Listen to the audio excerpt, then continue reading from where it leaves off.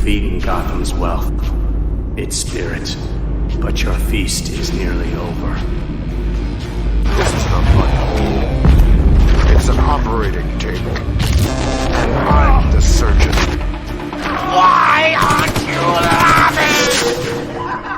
From this moment on, none of you are safe.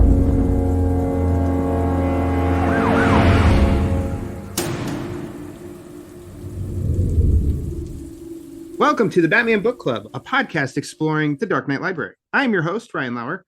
The Batman Book Club is a proud member of the Batman Podcast Network, hosted by Batman on Film. Just go to batmanonfilm.com, click on podcasts, and you'll find the Batman Podcast Network that has a whole list of other Bat-related shows that also love to frolic in other nerdy subjects. I messed all that up. Go to Batman Podcast Network. The Batman Book Club is also on Patreon. Just go to patreon.com/thebatmanbc if you want to help support the show. Now, thank you for listening to episode 122, Dark Knight, A True Batman Story. Now, I'm thrilled to have this gentleman joining me for this episode. It's his first time on the show. He's an acclaimed author of books and comics, and he also has released a hit novel just this year called Secret Identity. It is Mr. Alex Segura. Alex, welcome to the Batman Book Club. Thanks for having me. This is exciting. I geek out about Batman pretty frequently, so this seemed like a good pairing.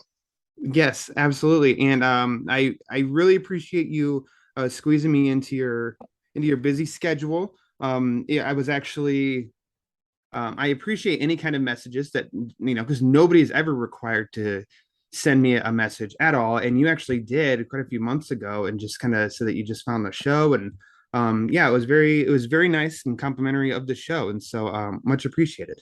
Yeah, my pleasure. Yeah. I mean, I love podcasts is just talk about the stories, talk about the content and the creators involved. And it just felt like very much in my wheelhouse. So it was fun. I kind of binged on the podcast. So. Oh, nice. Very cool. Before we get into our book of choice today, your book of choice today, I have to ask you, since this is your first time on the show, what is your favorite Batman story? That's a great question. I think my favorite is Venom, which was I think 4 or 5 issue arc in Legends of the Dark Knight, written by the equally legendary Denny O'Neil, with art by Trevor Von Eden, Russ Braun, and Jose Luis Garcia Lopez. And it's obviously like those early Legends of the Dark Knight stories set during year one, and it's a story of addiction, really, because he deals with Venom, the drug, not Venom, the Marvel villain. But it's so well crafted. I think it gets ignored because it's just so solid, especially the art. Like it's kind of easy to gloss over it. It's not as flashy as some other Batman stories, but it's a really heartfelt thing. And when you think about it, as it's about Bruce Wayne failing, and we don't see that a lot. We don't see Batman fail a lot. And the opening, I'm not spoiling anything, the opening scene is Batman failing to save a young girl's life, and that haunts him, and he's trying to kind of figure out how to be perfect. And I think it really taps into a lot of mental health stuff and addiction and things that you wouldn't normally find, I think, in a traditional Batman story. And so it holds a special place for me. And in terms of other runs, I really love Batman Year One. I reread that recently, and I'm really fond of the Alan Davis, Mike Barr detective run. And for me, the high watermark is the work of Denny O'Neil and Greg Rucka and people like that. Awesome. Yeah, it's crazy to think about that. Those are maybe around episode 12 of how Tim Rooney was on, and we talked Venom, and it's usually spaced out each time that I reread that story, so I don't ever fully remember what happens in it. And that's like, it's a tough read, but like for good reasons. And there's a lot of father-son issues there. I mean, you have the obvious Alfred Bruce dynamic, but also characters in the story. Like there's a super soldier type character who is a very tragic arc, and it holds up. I read it when I was a kid, like when it was, I think it was in a trade. It had just been collected, I think 92 around that time. And I reread it. I've reread it since a couple times. Last year I reread it again, and it still holds up. It's just one of those great stories and you do hear about it, but it's never like in anyone's top 5. And I think it should be. Yeah.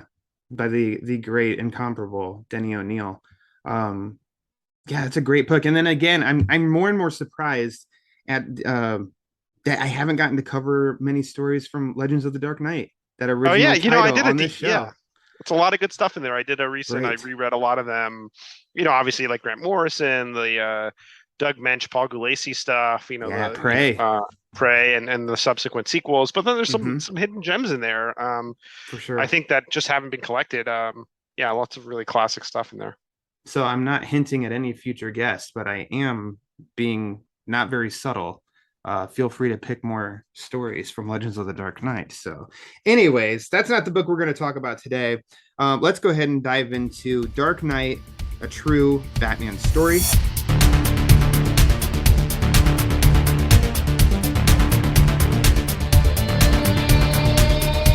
Written by Paul Dini with art from Eduardo Risso.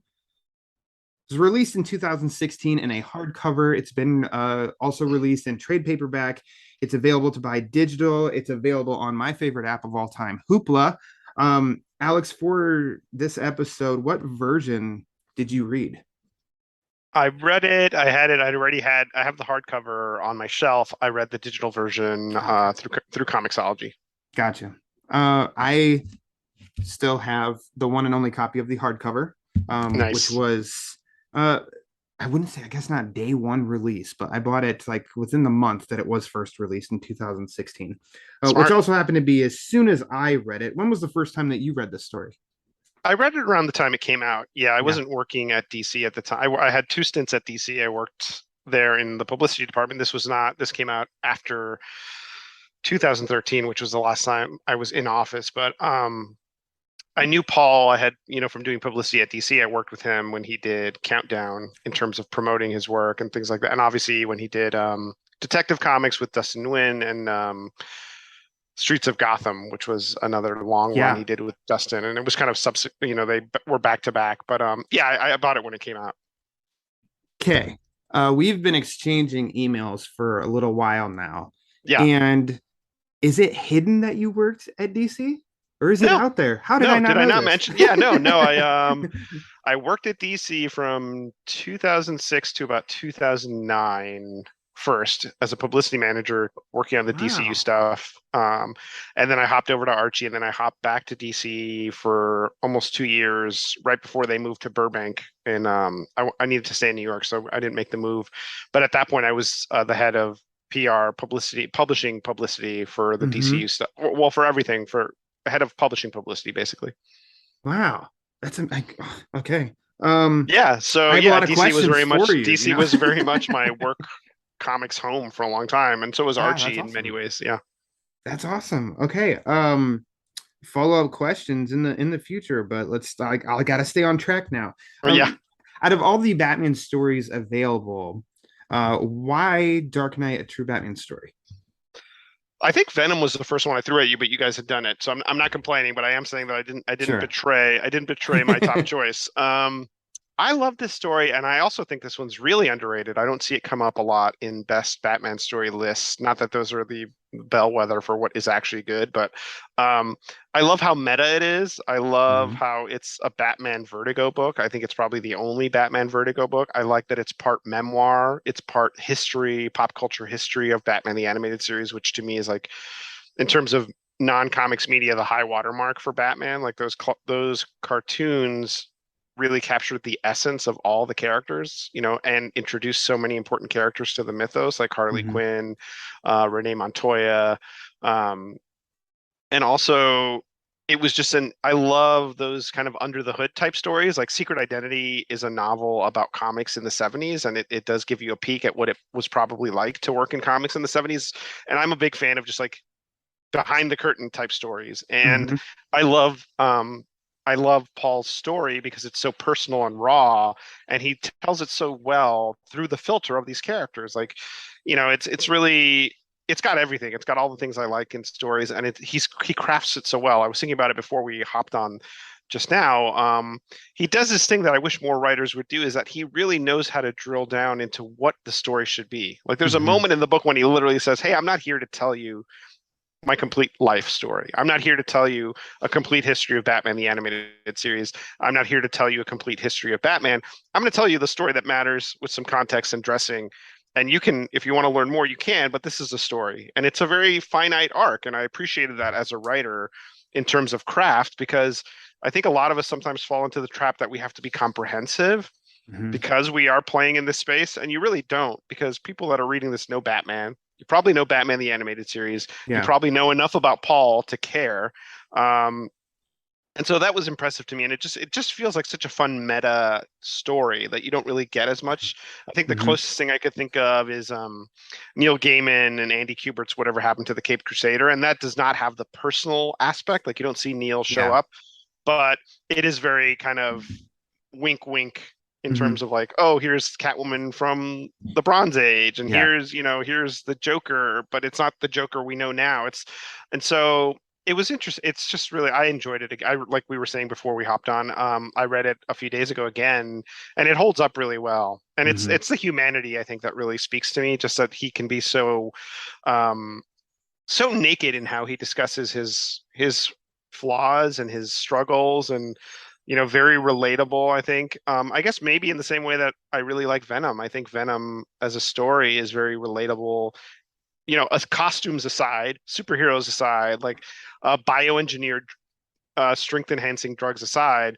Venom is a very personal story, and so this was a very personal story. And I think it's a story about trauma. It's a story about seeking help when you need it, and finding your true self. I think that's all really relatable stuff. Absolutely. I don't know how much more I can add that you didn't, throw in there. And like a strength, I think something for me upon first reading, I don't know what I was fully expecting, but I didn't expect any of it at the same time. Yeah. It was very surprising. Like you said, I think it's complimentary to Dini that he can, be so brave in showing everything, telling everything, because it's not like there. I mean, there are moments in the story that he admits about himself at the time that it is like, no, we all have moments that we want to kind of keep from everybody because like I'm Yeah. not really proud of myself for making this decision, looking this way, acting this way, saying this or whatever. And like he just shows everything, warts and all. Um, and then I think that the art actually, I think this is like such a strong outing. I'm familiar with Russo's work that he's done with Brian Azzarello a lot. I don't know if Azzarello was it's called Moonshine. It's like a werewolf Yeah. series. Yeah. Yeah. I mean, Was Azzarello as the a writer of that? yeah, that's Okay. their image book together. And Yeah. I mean, Riso 100 Bullets is a fantastic crime Mm-hmm. series, and he's a big reason for that. And he did that Broken City arc with Yeah. Azzarello. That you know had to follow Jim Lee and Jeff Loeb's Hush, which was probably Oh my challenging gosh. for them. But it's such a great Yeah. little noir Batman story. Like you go big budget, like video game mega Yes. crossover, not crossover, but big like kind of mainstream event to something very personal and quiet and nuanced with Broken City. I love it. I think it's a great story. But Risso's art on this story, I don't want to say levels up because I always feel like that sounds like a Mm-hmm. criticism, but he definitely tonally changes it so it Yes. doesn't feel like, oh, he's just drawing it the way he did it before. Like he does this thing that I noticed while I was reading it, that he draws the rogues, the Batman rogues, unlike they've appeared anywhere else. Like Joker, Mm-hmm. he doesn't draw like the Batman the animated series Joker, and he doesn't draw like, I guess, the contemporary like Tony Daniel or Greg Capullo version of the Joker that was coming out at the time, and he doesn't draw the Penguin in the Danny DeVito style or the animated style or the more Yeah. comic booky style. He draw like they all look very unique, like they're almost like in their Mm-hmm. own continuity, which I found really fascinating. Even Scarecrow, I'd never seen Scarecrow with those kind of needle fingers before. I It was was gonna just say yeah. that was gonna end up becoming a question, and you might as well because we're talking about it now. Do you have like a standout version of villains that he drew to you? Like, oh, I really like this Um, version. I thought his Joker looked very evocative of what the Joker should be, but also modern. Like maybe it was just Mm-hmm. something as simple as the haircut. I really liked his Poison Ivy, which if you notice, she evolves. Like every time she appears, she's different, and I think that was really True. smart. And I don't know if that was a note from Paul or if Eduardo just figured that that's the way she would be. I think that's really accurate. I thought the Penguin was. I thought they were all really creepy and well done. Two-Face was the only one that I felt like really hewed to the traditional look, which was Yeah. fine. Like it's hard to mess with that. So Yeah. This Scarecrow really stood out to me. I'm a Scarecrow fan. I love Scarecrow. Yeah, The hand coming out of the curtain, and then you see him very full. Freddy Krueger. Yes, exactly. And I actually just watched the Super Friends episode, The Fear, recently, Hmm. which was like the first time outside of comics that we saw the Wayne's murder. It was in the Oh, 80s. interesting. Yeah, and funny enough, the story was by Alan Burnett, casting from Huh. Andrea Romano. How Yeah. about that? Wow. Yeah. Um, but the Scarecrow, all of his henchmen were dressed kind of like looked kind of like this. Oh, Have you yeah. seen the Maybe it was a movie? nod to that. Yeah, Like I don't probably. know, maybe. Have you seen the movie Trick or Treat? No. No, okay. There's a their icon for that is Sam, and it's a sack head in like an orange onesie. And I saw Oh, okay. Yeah. looks like that cartoon, which reminds me of the Scarecrow. It's all connected, all over the place. And Warner Brothers owns Trick or Treat, so there you go.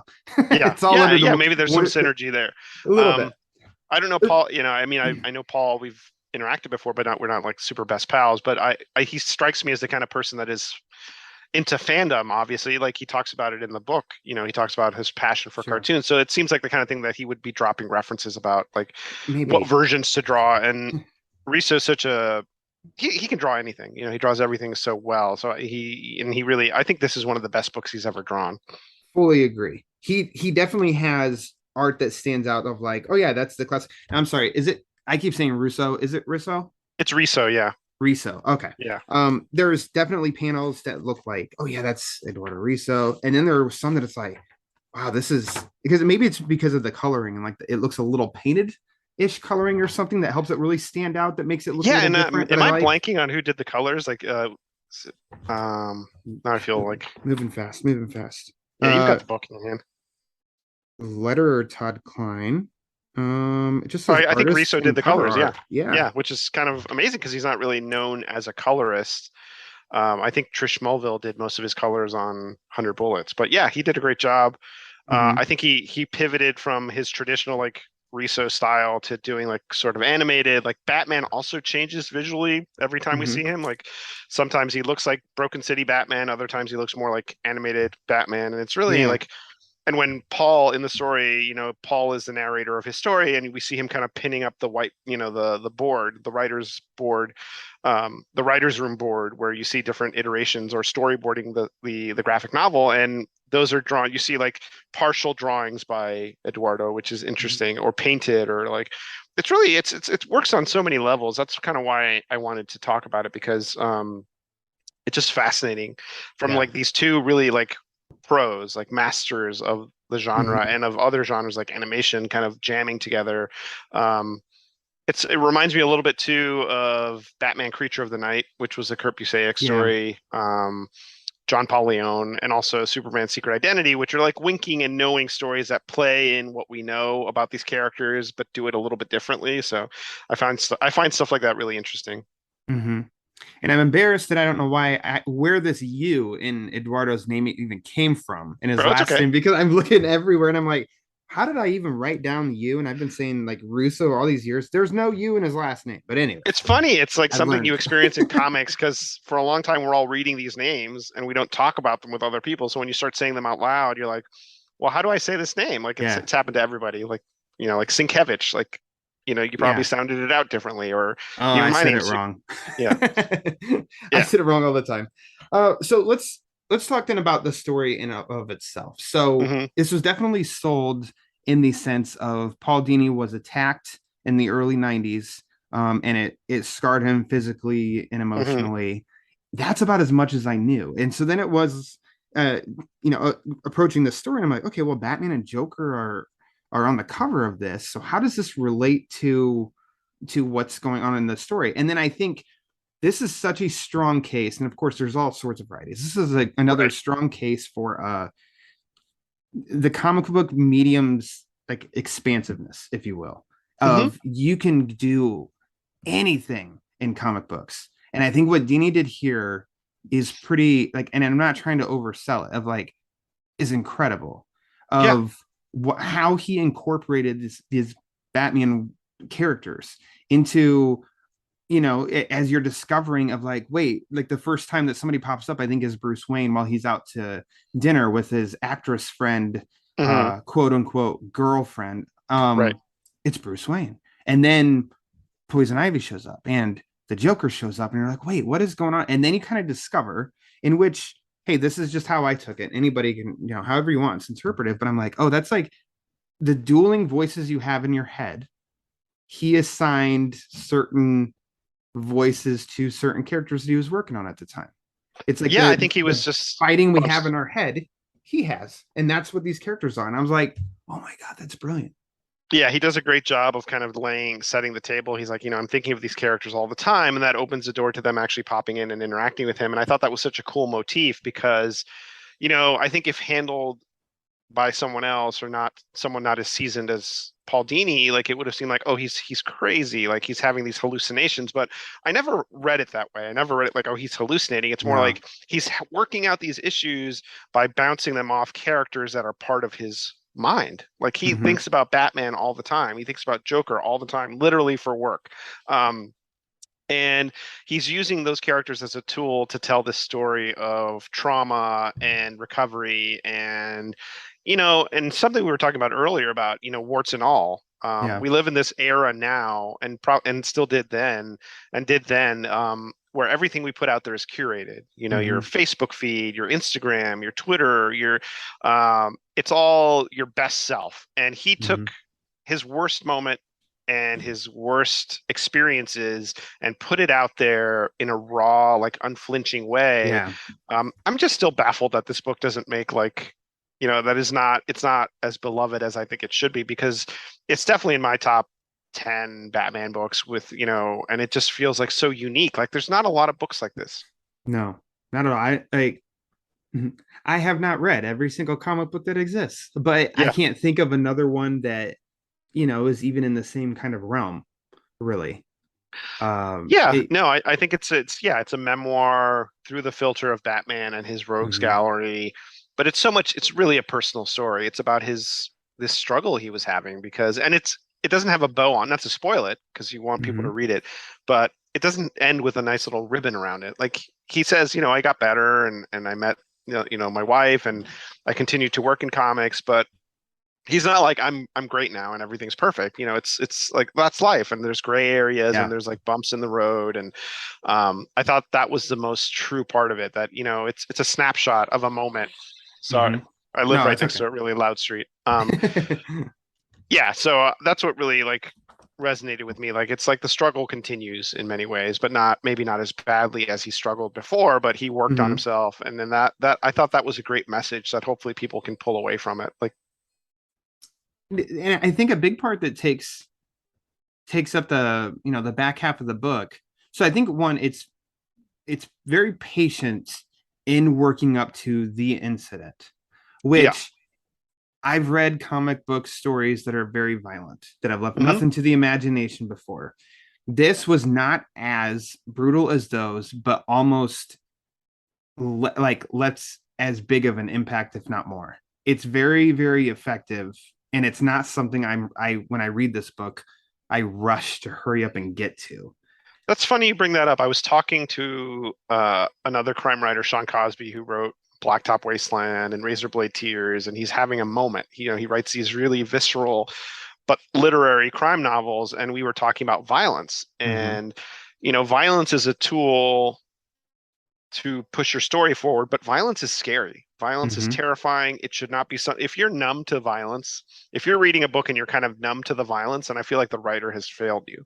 And so I think maybe really plot focused people would say, well, you got to start with the scene. You got to pay off what the back cover copy tells you. But Dini does this really well, slow burn where you're like, you're halfway through the book and you're like, when's it going to happen? Like, what's going Yeah. to happen? Because he ups the tension, and Mm-hmm. and also some readers probably forget about, I'm not a back cover copy reader. I actually hate doing that because then it starts to tell me, I start to expect things, or I start to have a preconceived notion of what the book is. And I like to dive into a book and kind of know what it's about, like based on my own experience or what I've seen or the cover or whatever, or what I've read about it, and then just dive in almost as blindly as possible, because then I can kind of create my own perception of what did I like, what did I not like, not, oh, this didn't meet Mm-hmm.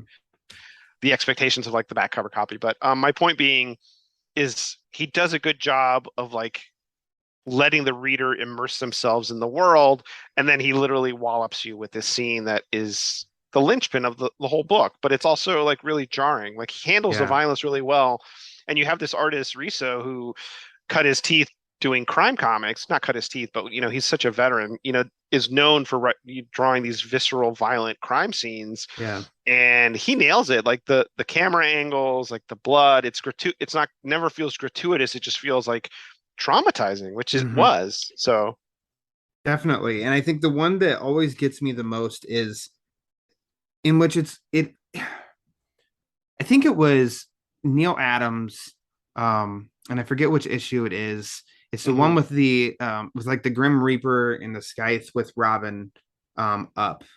I covered Is it that the on first, is that the last first year. Denny and Neil issue? Like, Oh man, I'm oh no, no, yeah, I know what you're talking you about. know Yeah, which I one don't know I'm the issue okay. number. Yeah, I'm blanking right now which one. But I remember reading in an interview that he'd mentioned of like drawing like what you're drawing is like 3 seconds before the action takes place. Yeah. And that's really effective.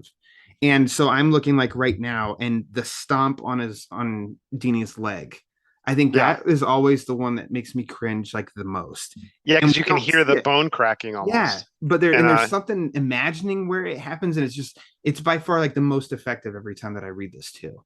And yeah, it's and I like, think oh it my all goes god. back to, it goes, I'm sorry to interrupt you. It goes No, back you're fine. to, you don't have to spell everything out. You don't Hmm. have to show the knife going into the arm, or the boot hitting the bone and breaking it. Like, just looking at his eyes reacting to what's happening to his own body is even more haunting. And that's like suspense. That's suspense, and Hmm. that's cinematography, and that's I think what Riso brings to it. And I'm sure um, Paul Dini had a lot of input on the camera angles, and his script was very cinematic too, because that's his background. But it's Hmm. a really great pairing, and I hope that we see them work together again. Yeah, Batman 237, Night of the Reaper. Yes, yes, there you go. We are beyond that point, but Yeah. let's circle back, okay?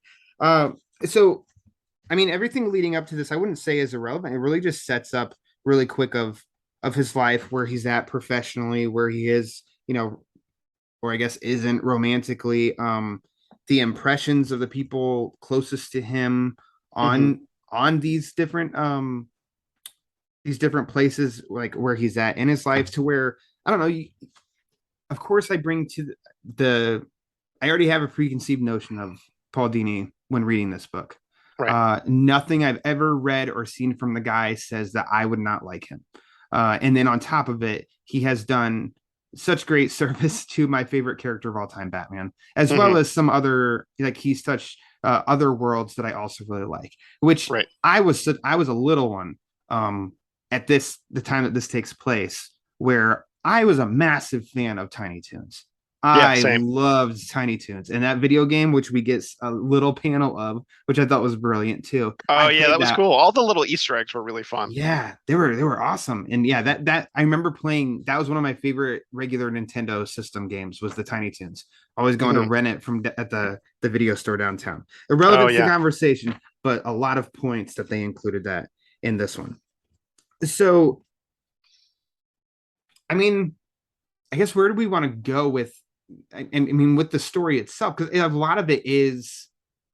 I feel like there is a massive challenge on Risso's part of illustrating this, when I think a lot of this is internal conflict for Dini. It's You also a know. lot of people talking. Like, Mm-hmm. and Riso is a master of giving, making the mundane day-to-day stuff feel really active. Like Mm-hmm. 100 Bullets is an action and crime story, but it's also, there's a lot of talking, there's a lot of scene setting and negotiating, and there's murder and killing and shooting and things like that. But it's very much character driven. And I think it's a story of someone who worked at an animation studio and was attacked. And so the attack itself is the big action scene, but the rest is not action. There's not a Mm-hmm. lot of punching, and it's a lot of conversations and setting up tension. And he has the great benefit of using the Batman characters and things like that. But he does a great job of keeping you reading, even though the action is that one moment. Yeah. And I think it gets me the most in how I get so invested in the story is because I think a major, the internal conflict that he's having in this back half of the story is uh, in which some, the voice he's telling himself of like, you're feeling sorry for yourself, but Hmm. then he's also justified in like, I am down right now, and like acknowledging the fact that he's down at a really low point right now. And Yeah. I think that that's extremely relatable because at some point, I think all of us probably have some situation where it is like you're down too. And Yeah. it's, you know what? It's okay if you're down. Like this isn't your day. It's just not your day. And that's okay to acknowledge that. At some point, you can't just continue to use that excuse though. And I don't think many of us are ready to have that person like be upfront to Yeah. say, all right, time to get up. Like you need to get going now, as I Batman also, effectively does in the story. yeah, I do like how he uses the fictional characters to kind of call him out on his lack of self-awareness on some things. Like, he's very aware when he's feeling bad and he feels sorry for himself, which I think a lot of people do. But then there's also moments where he's not being fair to the people around him. And like Mm-hmm. Poison Ivy calls him out and says, "What did you expect? Like, what Yeah. do you expect from this woman? She doesn't owe you anything. Like, she was not lying to you." Like, you kind of see him create this narrative that, the women have misled him, and it's really not because it was all written there. Like no one, Mm-hmm. I forget the name of the character, but she never said she was his girlfriend. Was it She never said Vivian? Val. Or Yeah, the, a V name. yeah. Um, but she never misleads him. But in his narrative, the character's narrative, he's been misled, and it's Mm-hmm. unfair, and woe is me. And I think that's really good writing because he sees both sides of it, and so the reader then sees both sides of it and kind of sees, okay, the Paul in this book is a flawed narrator. So I'm Mm-hmm. not the character, not the narrator Paul Sure. himself, but like the sub, the flashback Paul is a flawed. You're getting a flawed perspective, which I think is really fascinating. Yeah, because when that's even said too, you could be like, you could question Ivy at that point in saying that. So then you can Hmm. flip back and revisit those moments that include that character. And it is, well, actually, that's true. Okay. It was just Hmm. his perspective, but now you have like a, objective look into things. And yeah, it's very, I don't know, very fair to tell him that. Yeah, And so, uh, again, that's brave on Dini's part. I think it's really brave, and I think it's you're putting yourself out there, and you're also saying that even back then your perspective was wrong, like the way Hmm. you behaved was wrong, and maybe the way you perceived your relationships was wrong. And that takes a lot of self-awareness, and I'm sure a lot of work. Hmm. I do appreciate the inclusion of when he returns to the WB, and and he says, I was nervous to see what kind of reaction I'd get from my coworkers. And then you see a thought bubble or a dialogue bubble that says, hold the elevator, please. And then he says, both real and imagined. And it's Batgirl in the elevator. And she says, so I heard you got beat up. And he says, yeah, kinda. She goes, yikes. And then she walks away and she says, I've had worse. Feel better. Yeah. That's pretty Yeah. impactful as well. Yeah. I think there's so much. I think this is the kind of book that just has so many layers that you just kind of you want to read numerous times. Like not just the Easter eggs, but just his little nods to, Mm-hmm. I don't want to say continuity, but like past stories and what's been done with the characters. Like he clearly has a perspective on how these characters should be written or should exist, and I find that really interesting. Um, because like Dini, Burnett, Bruce Timm, like they didn't create these characters, but they set the stage for the most iconic versions of them in many ways, like at least Yeah. outside of comics, but the most consistent versions. Like, those, they've been replayed and reworked in different ways, but I think what they captured was the essence of those characters. Mm-hmm. My point being is that Paul knows these characters really well. Yeah. And I think what strikes me and how it becomes so relatable to everybody is, I mean, it just depends on the day. But Right. yeah, it's like, oh, I'm really down today. And it's like somebody out there has it worse than you do. Hmm. And that's supposed to be like the pick me up sort of, of so, I mean, it's cliche. We're gonna get back on the horse because somebody's got it worse than you, and they're Or yeah, or probably just be back grateful on for the what you horse. have. Yeah. And then a lot of times Paul talks about all the things he has that are, he's somewhat thankful for. And I think Mm-hmm. that's kind of the message there. Like, you had it bad, you had a bad moment, it sucked, but Mm-hmm. you have a lot of good too. So, and I think he realizes that, not to give away too much of the plot, but he has a moment of realization, especially when he interacts with that record store employee who Yeah.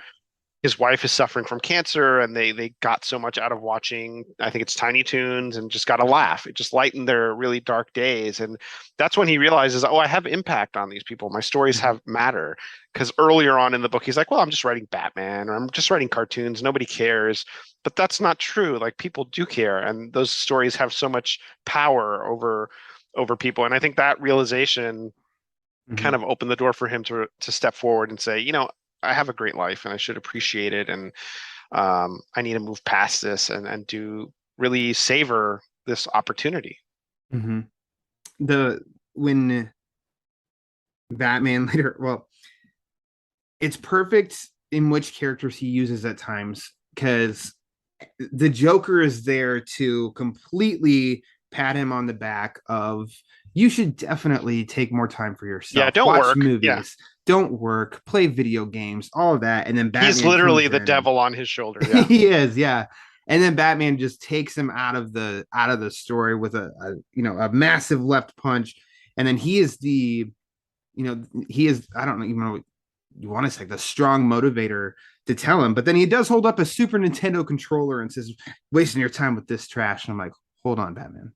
I Yeah. I mean, played Super Nintendo also, and yeah, I he's love like the an Super Nintendo. he's definitely not the angel, but he's a very extreme version of like, pull yourself up by your bootstraps and stop Yeah. complaining and all that. And so I think Paul hopefully found some middle ground where he Mm-hmm. can enjoy the things that his work has brought him, but also doesn't use them as an escape from real life, which I think is kind of the heart of the story.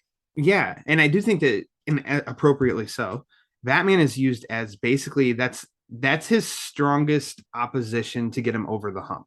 Like Hmm. this is like the peak moment where of like you're gonna either continue down this path or you're gonna change it Right. based on confronting Batman in this story, and that's almost like so poetic in using Batman to be the moment for that because I mean on a variety of levels, but I just thoroughly love that when I go back and revisit this, the Batman's the one that does gives him, I guess like the biggest lesson and the biggest hurdle. Yeah, I think he gives him some clarity. I think, Mm-hmm. when you're dealing with trauma, or you're dealing with some kind of, our instinct sometimes is you want to feel bad for yourself. And I don't want to minimize anyone's trauma, and we've all Sure. gone through different things at different times. But I think, yeah, the use of Batman as the plot point that pulls him out, doesn't pull him Mm-hmm. out and cure him or make him better, but wakes him up and has him realize that, okay, I have been feeling bad for myself. And while I have experienced this, a lot of people have things that are a lot worse, and I have a lot to be thankful for. And I'm going to try and work on myself, as opposed to Mm-hmm. I'm just going to isolate and not return people's calls, not work, and just kind of hide. I think that's really impactful and a great emotional beat. Mm-hmm. And I think so. You mentioned like clarity, and I think it does just roll after he has like that moment because it's not like instant either with Batman. There's like it's clashing for quite a few pages Yeah. until he gets to that moment. Uh, but then you start to see things swinging their way, and the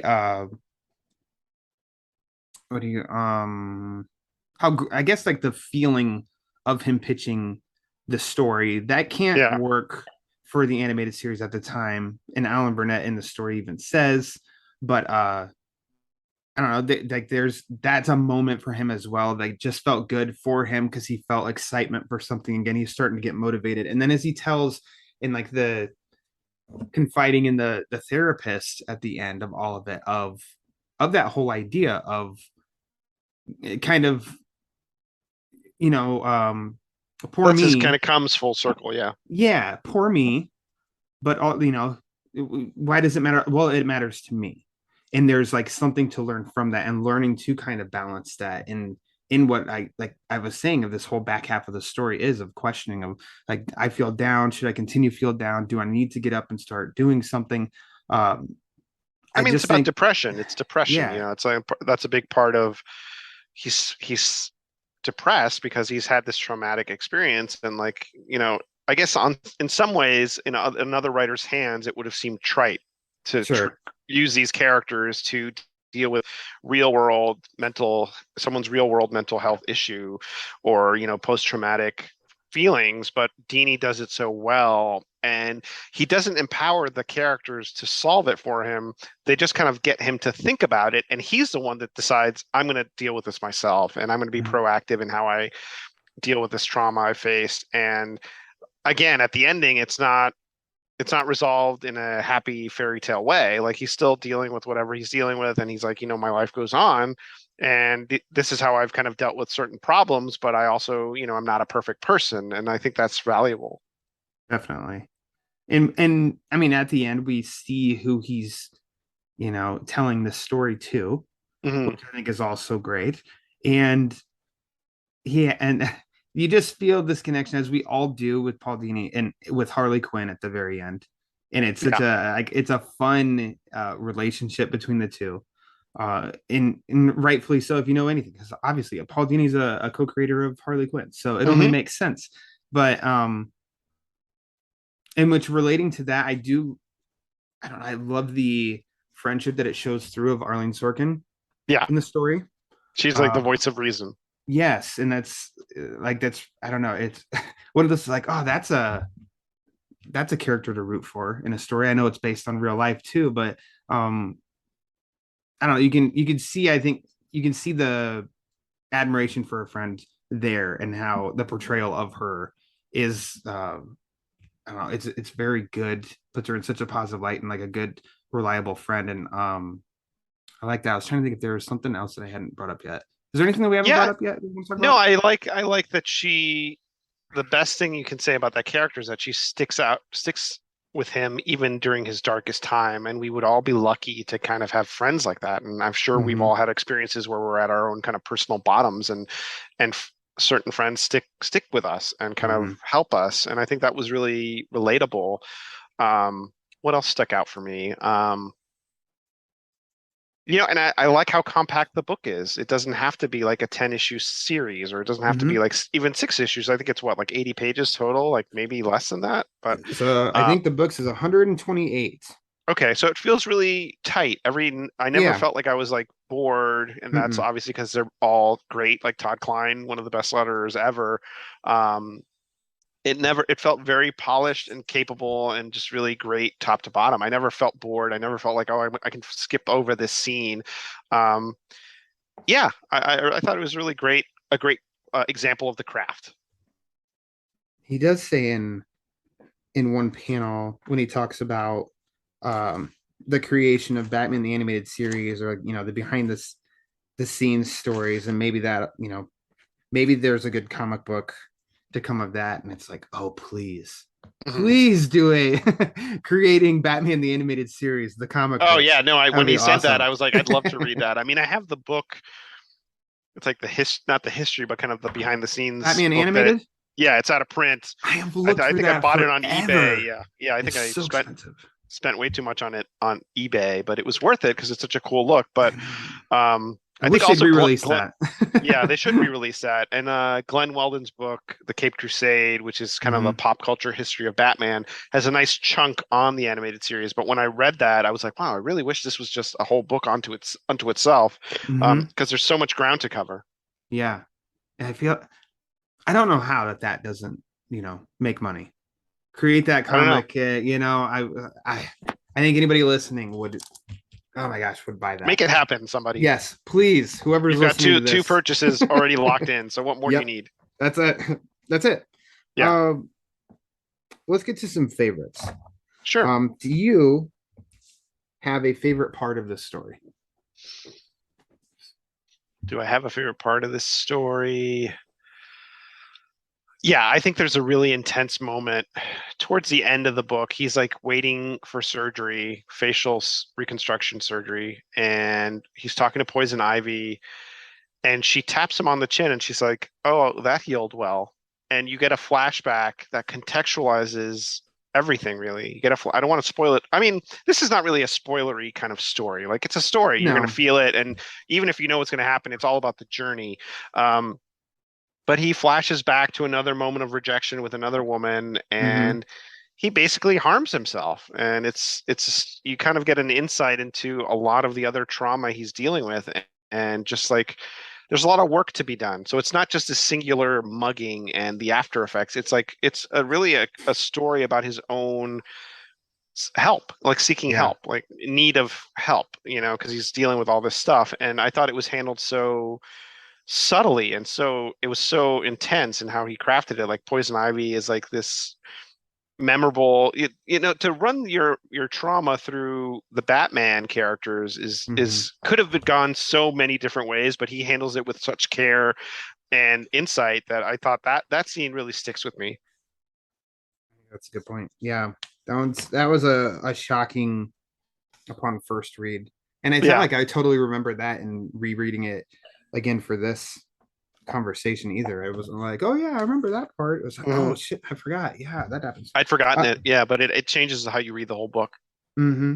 The My favorite part is Batman coming in left hook on Joker, Yeah, that because was I fun. do I do have respect for the people that are in our lives that they're on your side, but they will be there to help even if there's going to be some opposition. Yeah. Of they know that they got to help you get back up on the horse, even though that you don't necessarily want to.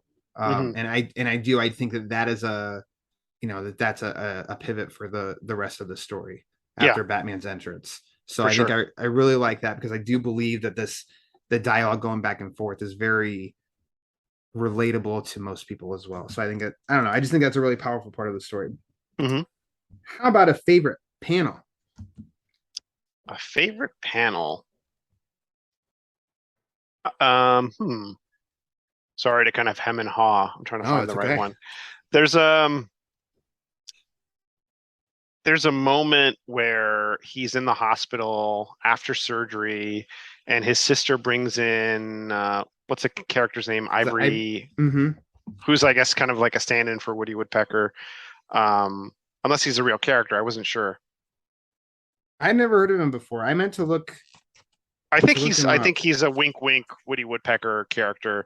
But there's a moment where the character and him are going back and forth, and he just said, I forget what Paul says, but he says something really sad, like I don't want to hear from you, or I don't believe in you anymore. Mm-hmm. And then the panel I'm thinking of is where the kind of animated toy is now back to being a toy, and it's just Mm-hmm. on the ground, like he's been knocked over, and it felt very much like he'd given up his childhood and had moved past these things because he was sad, and that really I felt was really heartfelt Yeah. and tragic. Like what a bummer to lose the Mm-hmm. wonder of like your childhood. Yeah, and I just typed it into Google, and Google showed no results except for this story. So Yeah, so I I do think think you are it's like a correct. yeah, that's how I took it. Like And right after that panel is the Tiny Toons video game yeah, panels. So how about that? Mine, which maybe this would be a lot of people's, it's the Batman 66 full page. oh yeah, that was neat. Um, That was I cool. think I think it's a great image. It's colored, differently than Risso's usual stuff. Yeah, it's just a standout, and I think it's very, very cool. I mean, Batman Mhm. 66 encapsulated Yeah, in one image. it's perfect. Yeah, I love the Joker visor domino mask. Yeah. Would you like to see this story adapted in animation? I think this is just the kind of story that makes for a great graphic novel. I don't think I need to Mm-hmm. see it as an animated movie or maybe as a feature, or I don't know. Yeah, I think it's good for what it is. Like, and that's not a criticism. I just think some books are what they are, or some movies are movies, and some books are books, and that not everything has to be adapted in every medium. Mm-hmm. I think there's definitely opportunities to really Hmm. make something animated stand out with this. You could really make it effective in the attack part, but it's also as in like I get all I need Yeah. for it to be effective just by the book, so I don't necessarily need to see it happen. Would I Um, watch it? Sure. Does it yeah, need to exist? I don't know. I could also definitely see like in a cool opportunity to bring back those who are still with us that voiced characters on that show, to have Yeah. them do the voices in it too would be a nice touch that would, for many of us who adored that series, nostalgic for that, and we appreciate return to that universe to use those voices. But would that be then the best vehicle for that moment? That's the thing. Like, then why not Yeah. just do an episode where they all come back and do what they do, as opposed to kind of running it through this prism of the memoir? I don't know. I'm not saying you're wrong. No, I get it. And that's like that's my internal conflict Yeah. of because well, if I just like all the little nods and stuff back to that time period, well then why don't you just come up with an original story and still use all those voices? Right. Like, make it count. And so like, yeah, that's true. So I don't need it. I would watch it. I would but definitely watch it, but yeah, I I don't think it's don't essential. I just don't know if this was a route that they would ever go in animation to do a story No, like I this. also And think that's that fine. the book works so well as a graphic Mhm. novel. It's just such a great experience, like works on so many levels, touches so many different things that it's hard to recapture that in a different medium. Yeah, I agree. If you like the story so much, then read the original story Yeah. straight from the hand of Paul Dini. Hmm. Um, Alex, is there anything like? Do you have any final thoughts on the story? No, I think we covered a lot of ground. And for me, it feels it's such a unique Batman story. Mhm. It's really a memoir that happens to feature the Batman characters, but don't let that be a reason not to get it. Like, you feel Paul's love for these characters. Eduardo Risso is at the top of his game. You have Todd Klein, who's a great letterer. Shelley Bond is the editor, and she worked mostly in Vertigo, so it was neat to see her editorial presence on a Batman book. Mhm. Um, I feel like it's the perfect story if you're a Batman fan, but you're also like not you read outside. I mean, I assume most people that read comics read outside of comics, but it's got a very Mhm. literary feeling to it. It feels like a traumatic memoir that's, a human interest story. Like, you really feel like you've gotten to know Paul. And that's hard to do well. And the fact that Batman and his rogues are in it is just kind of an added bonus. Mhm. I love it. It's one of those stories that I read every few years and find something new to love about it. Yeah, same here. I think it's a very impactful story. From I think I mean, he's in the discussion. One of Batman's greatest writers, I think, Paul Dini, for Oh, for sure. sure. Yeah. In all the mediums. I mean, yeah, Um, comics, animation, video games, like he's succeeded writing Batman in exactly. multiple spaces. And I think as you've said on this a couple of times, he gets the characters. Like I Yeah. think he just gets them. So it's an impactful story. It's a very effective story. It's a I mean, odd to say creative story, but it is for what they how they include the characters into a real, a tragic situation that he I've never had. seen a book like this. Yeah. And that's saying a lot. Like, I think it's such a Hmm. unique approach to using these characters, and also cathartic. I mean, from a publishing perspective, I'm like, what did they have to go through in terms of, like, legalities, and they use Batman 66, they use Tiny Toons, they use Animaniacs, they use, like, it just feels it doesn't feel like they skimped on anything, No, just in terms not of at all. characters and references and Easter eggs and things like that. And it feels very complete, and I hope people enjoy it. I think it's really a fun book. Me too. And I think if if you've made it this far in listening and you haven't read this book, we didn't ruin it by talking about it. Not at all. Yeah, Go there's no back, spoilers there. yeah, go back, experience it for yourself because it's a book that's definitely worth tracking down. Um, I think it's a great one, and yeah, it kind of as Alex has said too. I do find something um different to pick up on each time that I read this. For sure. So it comes highly recommended from the two of us. So um, this has been great. I learned a Yes. lot about you that you worked for DC. Yes, Mind breaking blown. news. 10 years old, but Yeah, yes. there you go. It still, it works. It counts.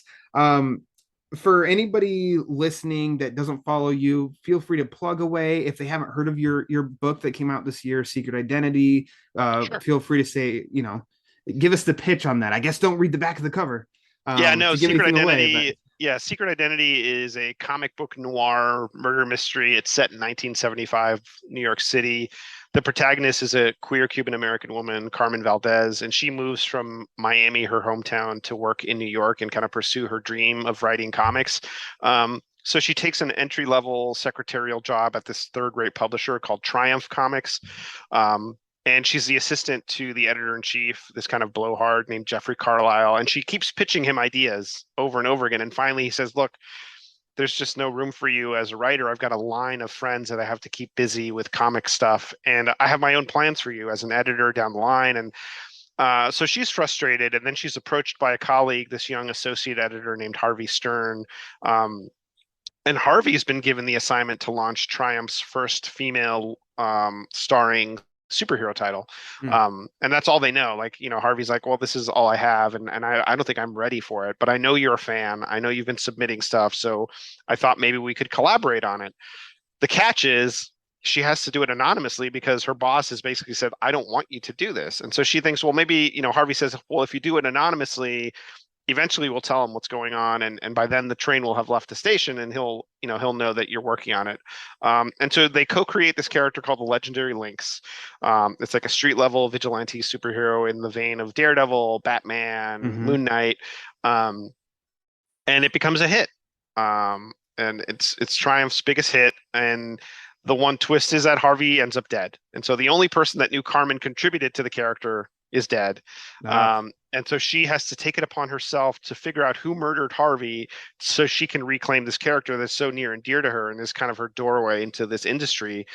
And interspersed in the mystery are actual comic book sequences drawn by Sandy Jarrell, who's amazing, of the Lynx. And so you kind of read the story Carmen wrote and how it's drawn by Doug Detmer, who's the writer in the novel that draws the artist in the novel that draws the sequences. But it's a pretty, that you can probably tell why I like something like this Paul Dini book is that it's Secret Identity is very meta in terms of like the comic is in conversation with the prose.